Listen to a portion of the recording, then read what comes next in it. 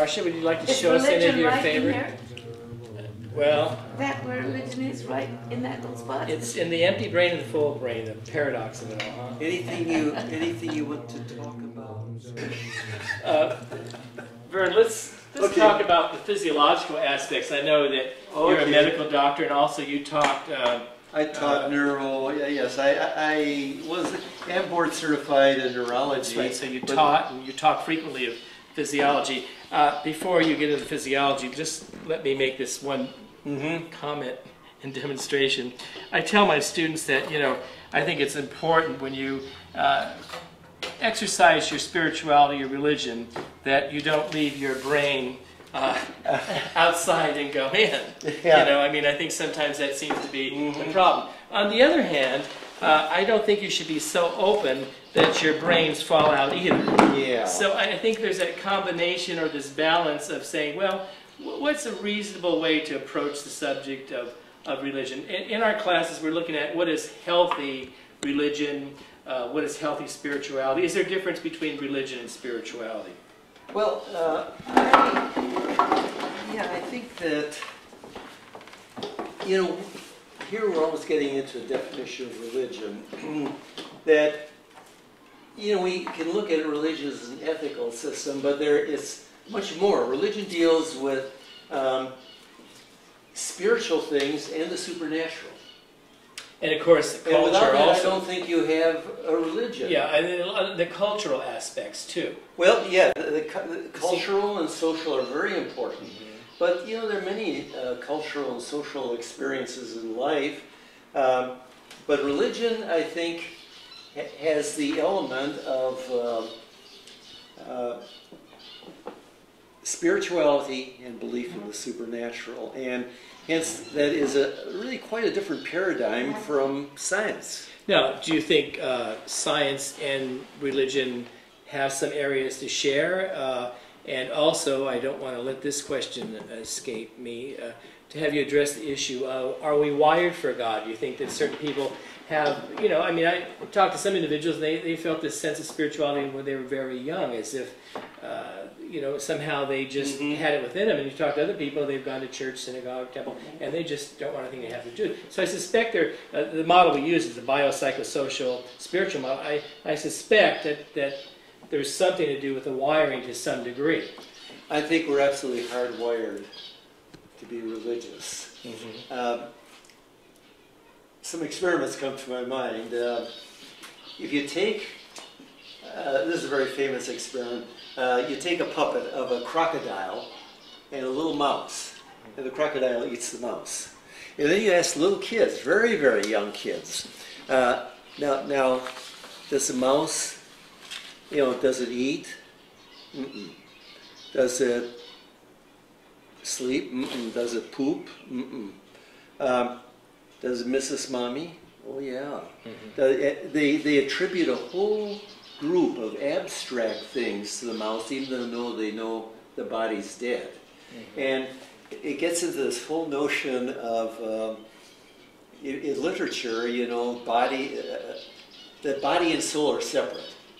And the notion that the body is brain and the soul is something that even very small kids feel that there is something, they don't call it soul, but there is a spiritual entity that lives separate from the body, even after the body is dead. In part, let me blame someone here.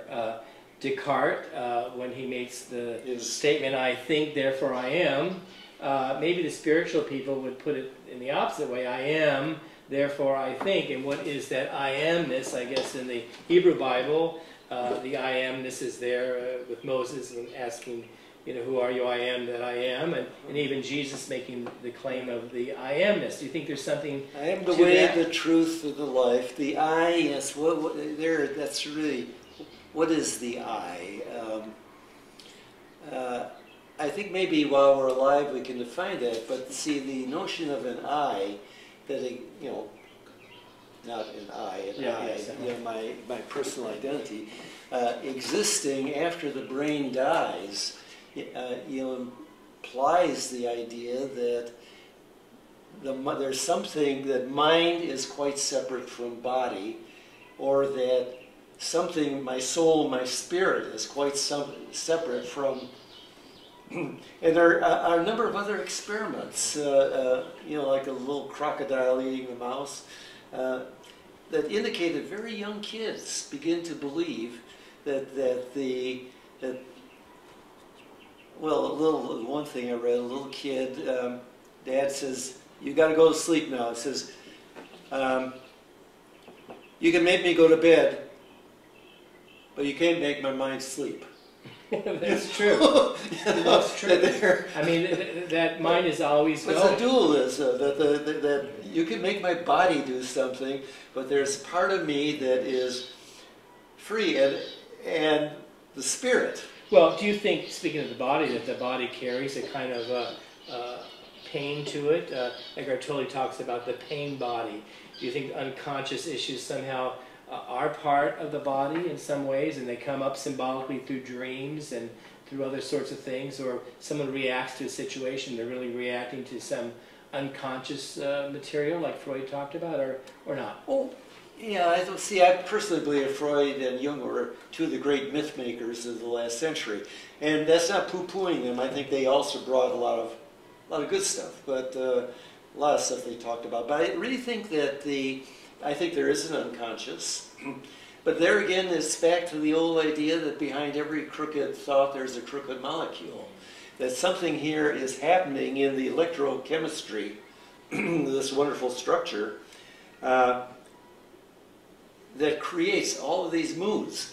But where you get to religion is that once this is no longer an electrochemical entity, there is something that survives, which you can call the soul or the, you know, karma, whatever. You know, going someplace, heaven, living in another body. That something exists after this dies. I think that's the supernatural. Religion, I think, deals with the supernatural and the spiritual. Now, the brain. It's quite unique in that, in many ways, but in that it can create a thought